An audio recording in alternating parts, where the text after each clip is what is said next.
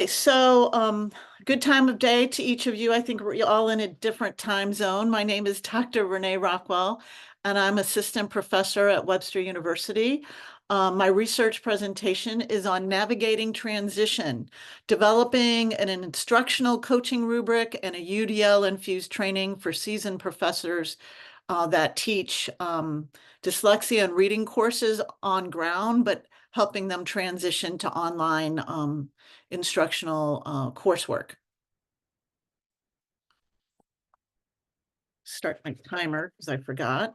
Online teaching and learning has been around for over 20 years. Do you believe it? Almost 25. But lately, like the past 5 years, it's more prevalent. So how do professors make the shift from teaching on ground to teaching online? Um, there is a strong need to support these professors to make that shift. So this study examined how an instructional coach can be a support for this transition. The research questions in the study evolved around seasoned professors who were so used to on-ground teaching, they were almost like, no, I don't want to teach online, but they wanted to widen their audience for their programs. So they were like, we really need some help. We need a coach. We need help with this, but we also want to meet the standards of our subject area, but we want to make it interactive and we want to make it engaging and we want to make it spontaneous. And they felt like the online course design usually is mainly for lecture style courses. So the coach really had a challenge on their hands when they were approached by these teachers to help them build this type of online teaching and get them to shift. The descriptive study, I hope to find one rubric or checklist to help the coach with the instructional design process that was aligned with universal design learning principles. I wanted to examine the coaching mentoring approach and how they would help the professors creating that course and shifting and adopting technology integration and digital tools and all that is involved in the sophisticated process of teaching online. The key components of the research was to discover tools, templates, and rubrics with the UDL principles that were integrated in the content of the tools. Because online courses are becoming so prevalent, it is crucial that we include universal design for learning principles to allow diverse needs, diverse students of all abilities and preferences and learning styles to succeed in these types of courses.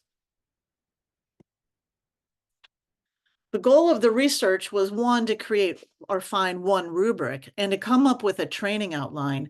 But during the document analysis discovery phase, it was clear there was so many different rubrics. To locate one to fit the need of these professors wasn't going to happen. What was found was a variety of rubrics, but they were limited in the UDL focus. And it was quite clear that as a team, we start finding there were tools that would align with different phases of the instructional process. So we found this tool here would help great, to meet their needs and find out and assess them at the beginning of the process and at the end of the process.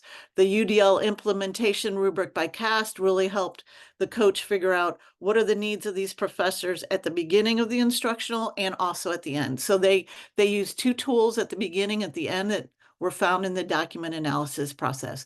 Backward design helped with breaking down the standards, looking at the curriculum, looking at what they wanted in the coursework, and then coaching logs and coaching questions were also found in the document analysis process.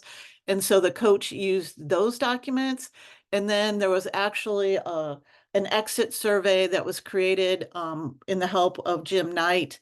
And that was very helpful for the coach. So it was like during the document analysis, instead of finding one way of doing something or one tool, it was like this collection of tools that helped the coach.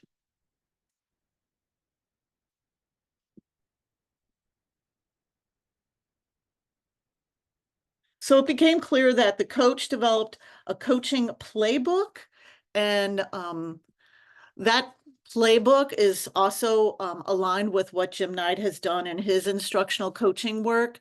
The documents analyzed for this study related to instead of just having one plan, you have a collection of tools and templates in your hand to help before, during, and after the instructional process. So it was like a coach for football or soccer. You have a whole bunch of tools to help you at different stages of the game, per se. The contributions, the coach supported the journey of these professors and observing the process by modeling, chunking, demonstrations of technology, giving feedback, getting student feedback along the way. We were testing out different activities online to see if it would work or not. All help the professors build and personalize the course, and it helped build their autonomy and confidence in building the course. So at first they were very lenient, or I should say maybe dependent on the coach.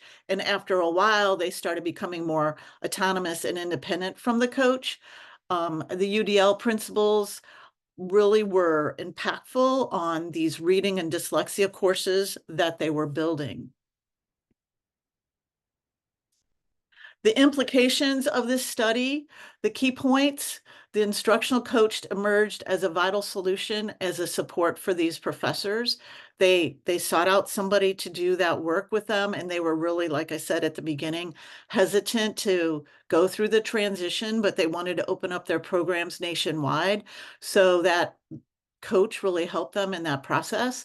They help the professors seamlessly integrate the technology that is needed for the online tools of coursework today. The coaching and the professors both needed, they both need professional development. Like AI is new. So it's like, okay, how do we integrate these new tools to our students and our courses? The personalized approach that the coach offered really helped the professors meet the unique needs and standards of the courses and the standards of the content of the courses. Just like Anne presented before, and the person before her, each of these contents is different. So the coach would have to help the professor and understand the content and the standards to help those professors understand how to take that on-ground course to develop it to be online. The conclusion of the study, one of the conclusions was that instructional coaches are acknowledged as key facilitators in the significant transition from traditional face-to-face teaching to the realm of online instruction. They leverage practical strategies to support seasoned teachers, guiding them and adapting to the challenges presented by the online learning landscape. Instructional coaches encourage teachers to recognize their strengths, their weaknesses, and goals within the context of online teaching. They play a crucial role in guiding reflection on reactions to transformative changes in teaching methods, fostering a deeper sense of self-awareness. There was an insufficiency as finding one single rubric or one way to train these teachers in this transformation and transition. So it is acknowledged that a single rubric was insufficient for guiding instructional coaches in developing online course designs aligned with diverse standards of practice and principles for reading and dyslexia. There is a realization of the need for readily available research-backed tools and rubrics and checklists for effective engagement in the design process. Instructional coaches apply concepts from Jim Knight's guidance to create a playbook specifically tailored for coaching instructors in the instructional design of online courses was like a jewel in the research project. Finding that instructional playbook of Jim Knight really served a big purpose for this research and for those coaches. There is an emphasis on seamlessly integrating technology while maintaining a balance between proficiency and understanding pedagogical implications. And the instructional coaches prioritize continuous professional development to stay informed about evolving online teaching strategies and the dynamic educational landscape.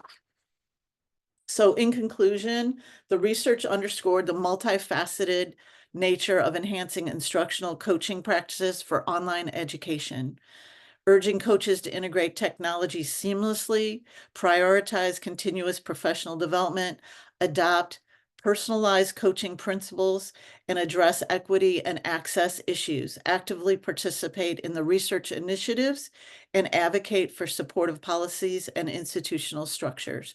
The tailored playbook served as a valuable resource for coaching instructors in the dynamic landscape of online course design, contributing to the success of online education.